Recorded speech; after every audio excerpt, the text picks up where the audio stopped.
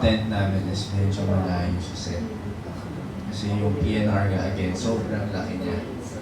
So, mag-isa lang ako noon kasi naghihintay ako ng eksena ko. So, yun yung mga ganun bagay.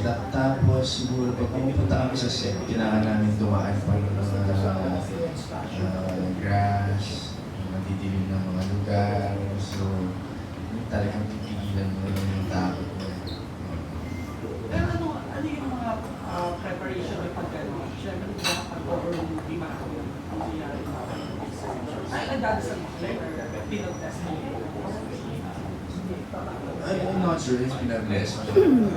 Pero ako siguro, isa rin sa preparation ko sa paggawa nitong horror na to is yung hindi mag-prepare. Gets ba? Kasi kailangan mo makuha yun naturally yung takot. Kasi nakakatakot na mismo yung setup, yung eksena.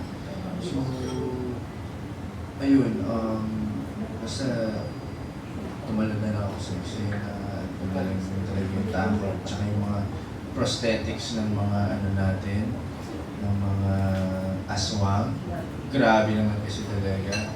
Kasi hindi mo sila matitignan sa mata pag nakita mo sila. So, I would say, andun na talaga naturally yung takot. So, Last pa na lang. Sige, go ahead, Irvin. Kumusta naman yung working experience mo ni Alvar? Diba? Ang powerful nilang tatlo. well, hindi ko nga in-expect eh. Kasi si Kuya Richard, palang Captain Marvel pa lang. Hindi ko in-expect na gano'n siya kagaan ng trabaho. Parang ko siyang kuya. Ano yun, in a short period of time, nakapag-bonding kami and sobrang down to earth. Kuya Richard. I just wish na makita yun ng tao. Kasi pag tinignan mo si Kuya Richard, very intimidating. Alam mo, medyo may pagkano nga siya, Gen Z nga siya. May pagka siya, bata siya.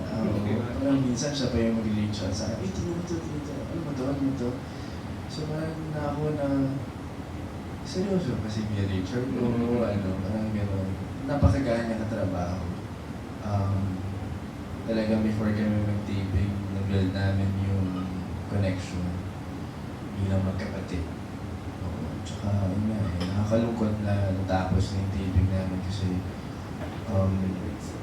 wala na, baka sa promo na lang kami magkikita. Napaka-tao talaga ni Kuya Richard, I would say. And to, yung sa iba na Alawi, of course, kasama ko na siya sa PBB. And ito naman, sa movie, ibang-iba na rin na may nakita ko. Ano ba? Magaling si Livana, magaan din siya katrabaho. Kumbaga, hindi rin ako naka-experience ng kailangan sa kanya. Siguro din, nagsama na rin kasi kami sa BB. And, syempre, I'm very grateful for this opportunity na makatrabaho siya kasi grabe iba na kalabi niya, di ba? So, ayun. Talagang nakita ko talaga din na i-invest na dito sa movie na to. Action niya. Yeah. Thanks for the kind words kay Ivana and Richard sa last week. Ang yaman-yaman mo ko, hindi ka na bagong phone. Puro bulit na lang. We will bago si Chad in Manila and then, sige, we'll have Chad Rossetti muna ng Manila Beat to shoot the first set of questions. Hi, Chad. Congratulations. Asan yung soup mo? Ba't wala ka pang sunod? He doesn't sue. Later. Ayan.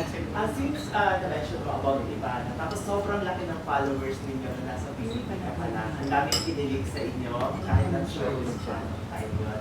At nung bang nagkita ulit kayo, parang nandun pa rin ba yung parang dati nahihiya-hiya pa sa kanya doon, parang gano'n. So paano yung naging gano'n nung muli kayo na? Of course, oo.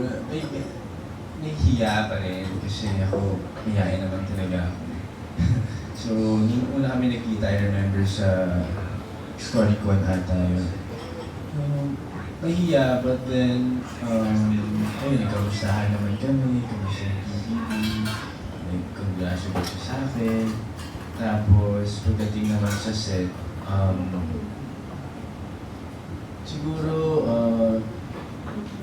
nagkaroon rin kami ng time para makapag-build ng connection, bond. At masasabi kong hindi rin naman talaga mahirap makapag-connect siya. Yeah. Kasi professional, parang work lang naman to. At kailangan namin talaga gawin yung para sa mundo. Tsaka kami, natutuwa kami kasi sa loob ng bahay ni Kuya, pinag-uusapan lang namin, uy, baka naman guest mo ako sa YouTube mo ganyan. Pero ngayon, kasama kami sa movie. So, blessing to para sa amin, tsaka para sa mga supporters na yun nga, sumuporta sa journey namin. Actually, ako nung paglabas ko, medyo hindi pa ako aware.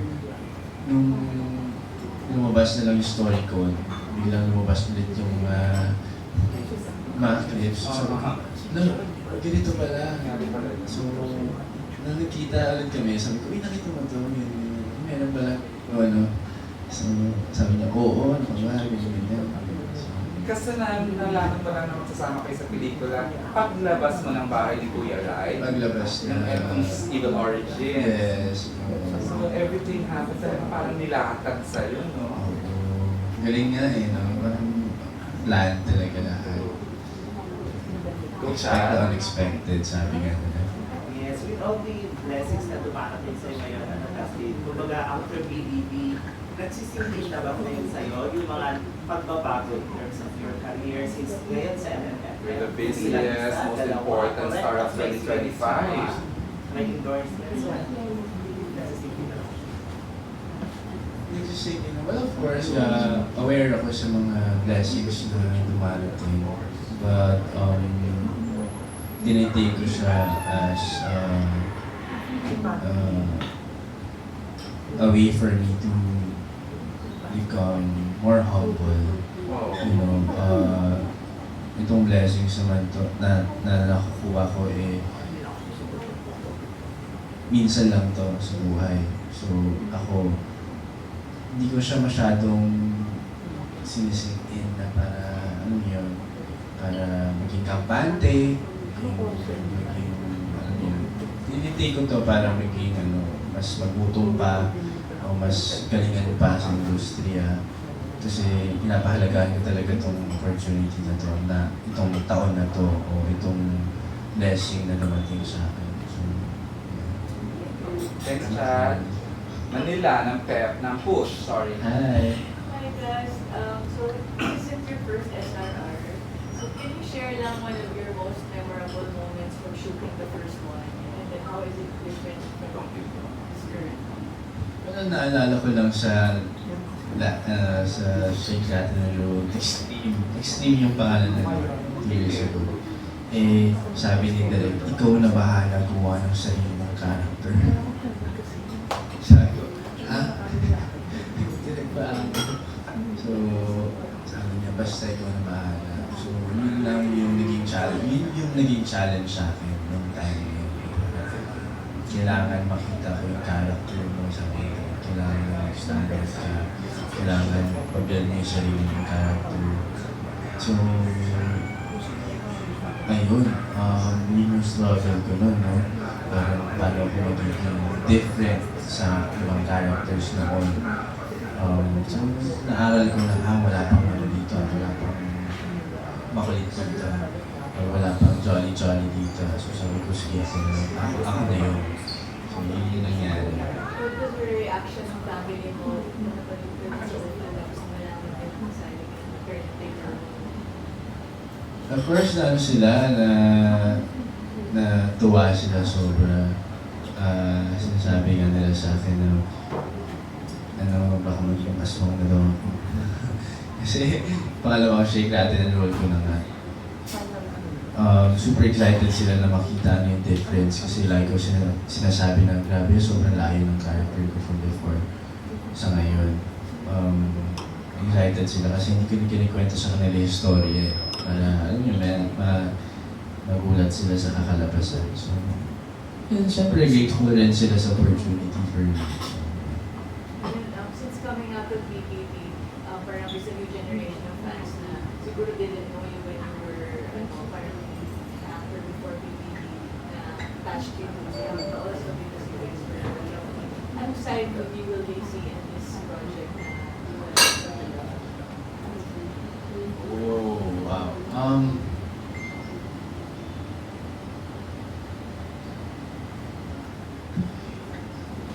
Siguro ma-appreciate rin nila yung craft ko na mag-isa. Yun yung number one.